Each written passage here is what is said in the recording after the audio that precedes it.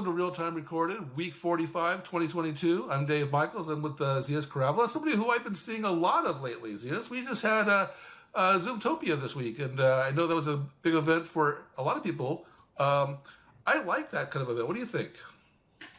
Yeah, Zoomtopia is a user event with an analyst conference kind of embedded in it, similar to the way Cisco does Cisco Live and things like that. And actually, I like that format more so than a dedicated analyst event because there's just a broader audience there, right? There's channel partners, there's other vendors, there's end users, and so your ability to go talk to a much broader audience is there. In fact, they had a financial analyst day there as well. So yep. I really like the format of an analyst event embedded within a user conference. And I thought what I like about it is it's not too broad, though. The flip side of that, because you go to like Ignite or even Cisco Live, that's a big event covering a lot of stuff. Where this is just kind of enterprise communications. This is kind of our wheelhouse. I think it's it's a great conference.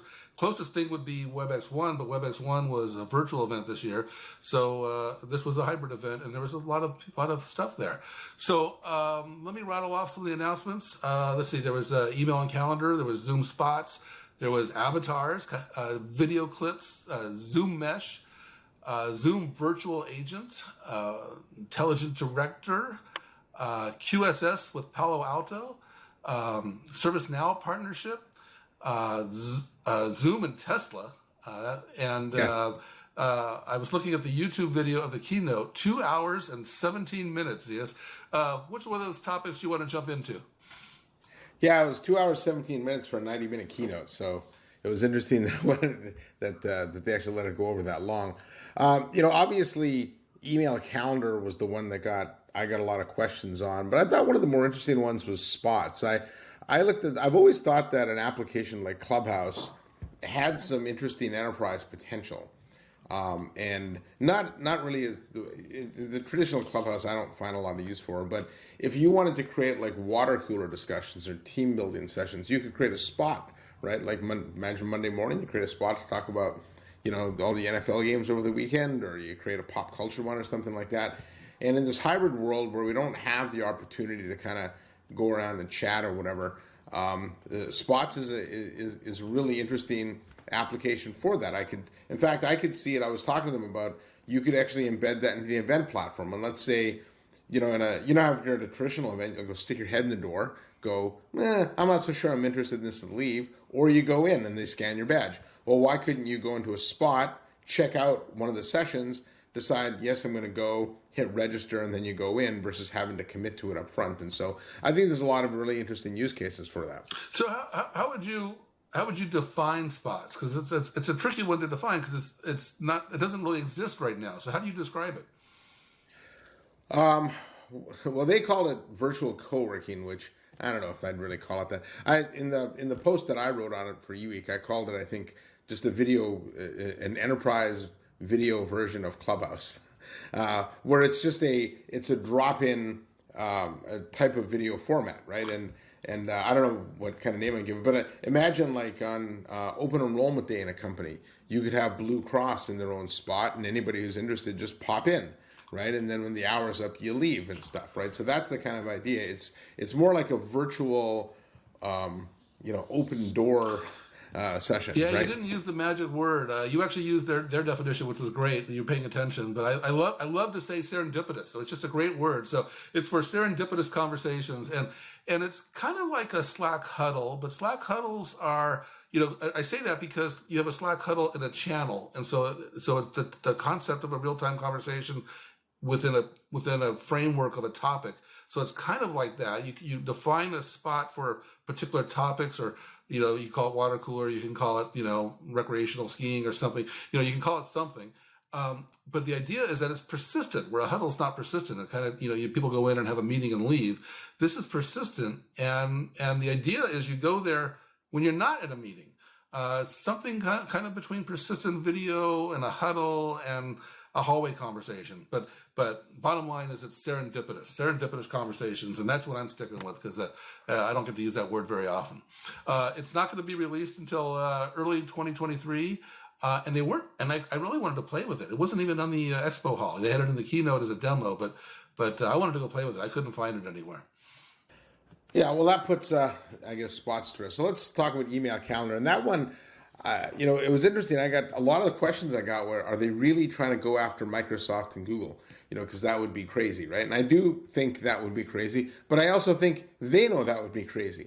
And so the intention isn't to go after it. It's to let you use Microsoft or Google Gmail within the Zoom client. And I do think there is some validity to this concept of having a single pane of glass, right, for your communications. Because I find myself all the time having to flip back and forth between email and the different applications we use. So if I could have it all in one place, that actually might save some time. Now, they will actually have their own mail and calendar server. I would assume that for small businesses. I could even see that, Dave, that if you're an institutional trader or something, and you want to create these private conversations, you might, for compliance purposes, do that outside of email, right? You got applications like Data Lake and things that work with Zoom that could actually monitor it better there than they could in email. So there are probably some corner use cases for it. I don't think it's going to take a chunk out of Exchange or Gmail, but clearly, Zoom's thinking more broadly about collaboration and how to create all these adjacencies around it, and that's one of them. Well, I do think they are going after Microsoft and Google, but probably not full-heartedly. I think maybe at the small business, whatever, because there's actually 4 pieces to this story, right? There's the Zoom client for email, there's the Zoom client for calendar, and then there's the Zoom service for mail and the Zoom service for calendar. And as you said, you could use the client with the Exchange or Google, so it's a standard email client, then that's fine. But you're limited in how much you can really do with a client. And so we've seen some impressive endeavors, like Superhuman is pretty popular. But if you really want to reinvent mail, you have to kind of reinvent the server as well. So they're doing that. I would say that their first reinvention of the server is pretty limited. It does have end-to-end encryption, which is nice, and it's built in, so you don't need client-side encryption and things like that. But the thing is, that's not what people will be using in a year from now, because Zoom has a ability to innovate very, very quickly and iterate very, very quickly. And they're going to keep on improving this product. Presumably, they're going to keep doing it. I don't know what they're going to do, but I suspect they're going to dramatically change this product. And I could see, switching costs, and it could be hard for a company to switch. And I don't see that happening anytime soon. But I do see, maybe a new company starting and that is using Zoom and just going with their mail. I could see that happening very easily. It's in private beta now. And I'm actually more excited about calendaring than I am about email. I think calendaring. I've written several posts over the last. I don't know. I think I was searching my own archives. I think I've been complaining about calendar since 2012. I find our calendar is just very, very limited. Considering everybody has an electronic calendar, and considering how hard it is to schedule things, and how executives have pretty much a full-time EA that does scheduling as their primary task. It's just too hard. It's ridiculous. Why aren't our computers working harder for us? The example I often cite, and it was in my No Jitter post, is I want to block 2 hours a day to get some work done, but I don't want to block a specific 2 hours. I want to be available for if meetings need to happen, whatever. Why can't my calendar just kind of reserve 2 hours for me somewhere dynamically? I can't do that. I can't, and when things change and I have to reprioritize things, it's a very manual effort. Considering the power of the cloud, the power of our clients, the power of our computers, it's just, we're using it like paper. I think the calendar needs to be reinvented, and I would really like. I think there's a lot of interesting potential. I talked to them about this. Is Zoom, Ring, WebEx, whatever, Teams. We all do the meeting portion fairly well. What we don't do well is pre and post meeting, right? And there's a lot of duplication of information. I'll send you an email about a meeting, then I'll send you a calendar invite about the meeting, and then we'll have the meeting. Then there's content that I email you. Well, if you could actually kind of take all those components of a meeting or a conversation and automatically create, a Zoom channel or room or virtual, whatever they call it, that would be pretty interesting, because there isn't a lot of integration between mail, calendar, and these UC tools that we use. And where I think there's a room for a lot of innovation here is pre and post meeting.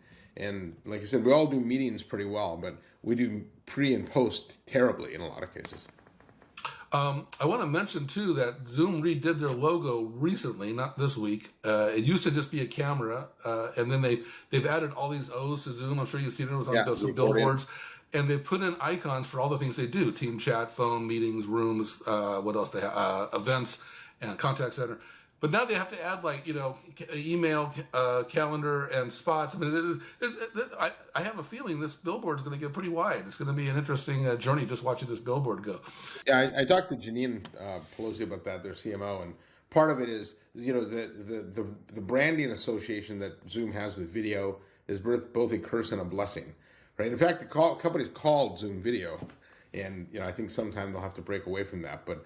Everybody knows them as the video company, and we may not think of them as the other type of company. So I think that accordion type thing with all the O's in it was a way to break away from that. So it's a little, I don't know, it's a little cute, but. One other thing that caught my attention, they actually gave us a tour of their facility, and they were showing off their Zoom workspace reservations. And we saw something very similar to this recently at WebEx1, where they were showing us the, it used to be called DNA Spaces, now it's called Cisco Spaces. But it's basically, both these companies are digitizing the physical office. It's kind of an interesting concept. You walk in, there's a TV or a touchscreen usually, and you can see the floor map, and you can pick the space you want and reserve it. And it's an interesting, it's more than an app to me, because this is kind of this is not our wheelhouse, right? IT departments don't manage facilities and things like that. So it's gonna be interesting to see how this plays out. What were your thoughts on this, Zias?